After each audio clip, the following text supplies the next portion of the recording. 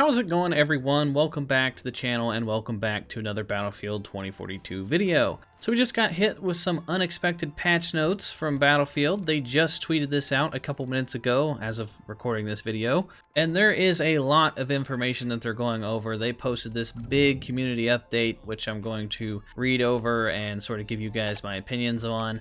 I'm not going to go over the entire thing because this would just be like an hour-long plus video. So instead of that, I'm just going to point out some of the key features and just play some gameplay in the background for you guys and just, you know, sort of give my opinions and just give you guys the gist of what's going on. And then if you guys want to check it out for yourselves, I will leave it linked down in the description, and I'll probably have it at like the pinned comment or something. So jumping right into it, it says Battlefield briefing, launch update, and the road ahead.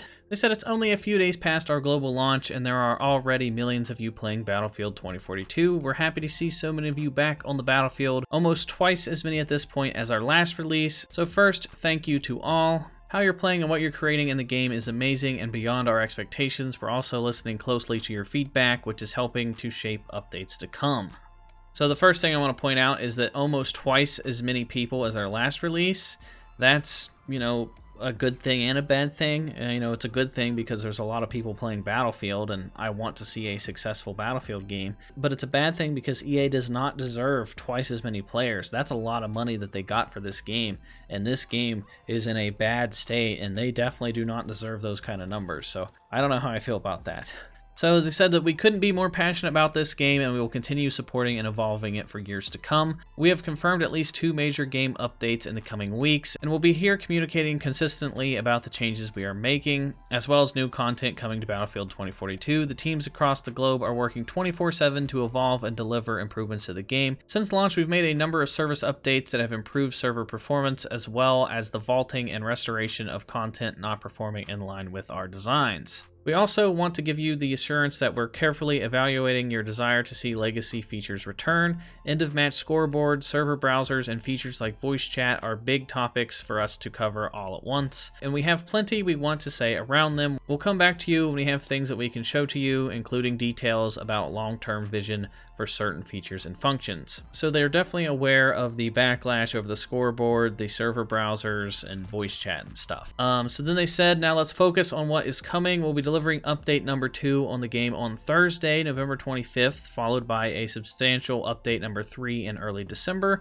We are also working on another update we are looking to deploy in advance of the holidays too.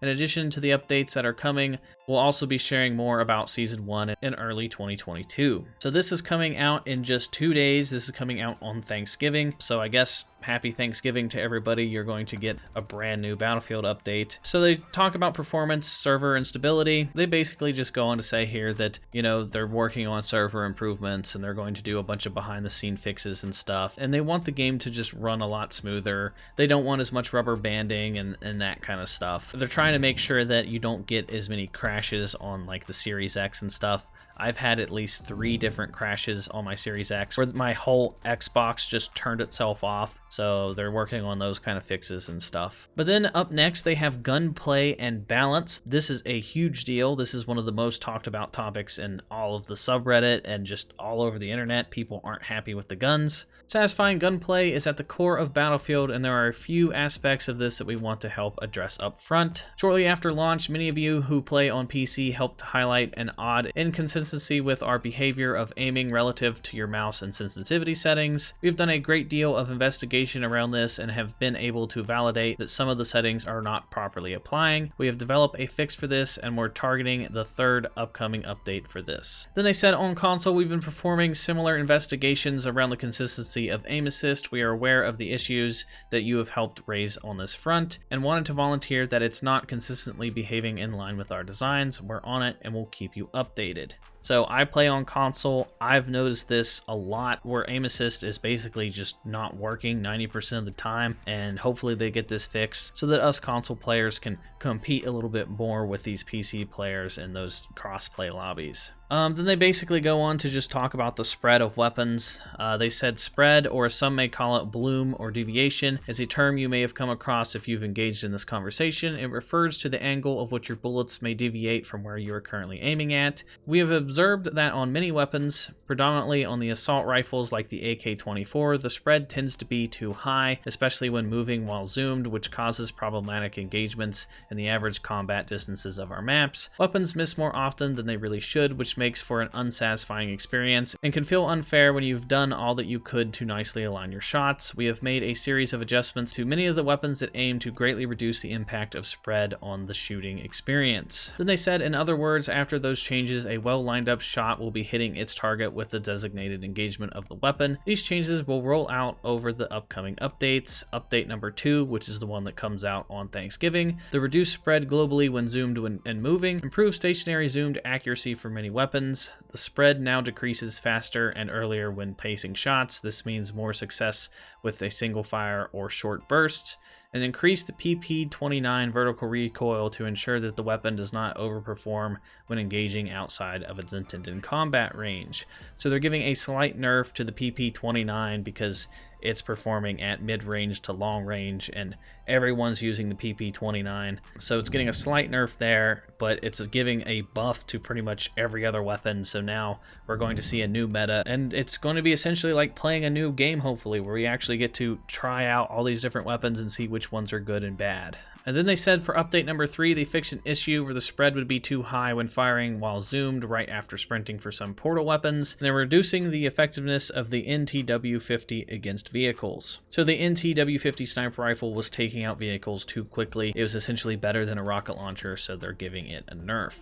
Then going forward, they talk about the solo and co-op custom portal experiences. They go on and they say, we designed Battlefield 2042 to enable players to progress uniformly across the experience. Shortly after the release of the game, we observed a significant imbalance in the earn rates for experience, XP, particularly in Battlefield Portal, where players created servers designated specifically to farm XP. Unfortunately, the limiters we had put in place were not working as intended. In order to maintain balance across the game, we temporarily disabled progression across solo, co-op, and custom Portal experiences. This past weekend, we were able to reintroduce those caps and developed a smarter XP and progression caps that have allowed us to re-enable XP via Portal custom experiences. We will continue to monitor XP farm servers and take appropriate actions to remove them from the pool when needed. We're tracking all of the known issues over our Battlefield forums, and we're grateful that you're taking the time to share your feedback with us. Then they say what's being addressed in our next 2 updates. They just give a summary of what's coming on Thursday in Update 2. Improved soldier revives. They're addressing the unable to revive a soldier when he dies close to an object or a wall glitch. A lot of people weren't being able to be revived, so that should be fixed soon. A respawn protection system that will help to prevent any extraneous issues that will leave a player in a down state for too long, and the forced manual respawn when required. Hopefully this fixes that bug just temporarily, where if you're down for too long and you can't get up, you'll just force respawn.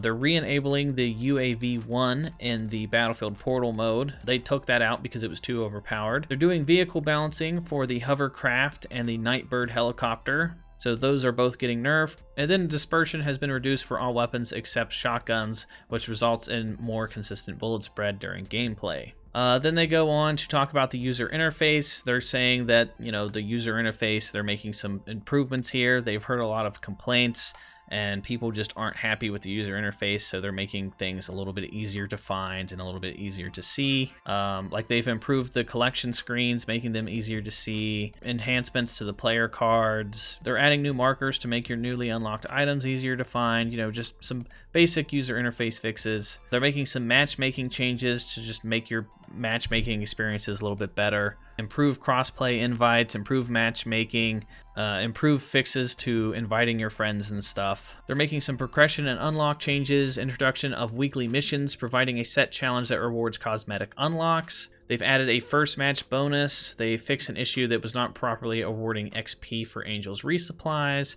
They've improved overall XP and rank tracking.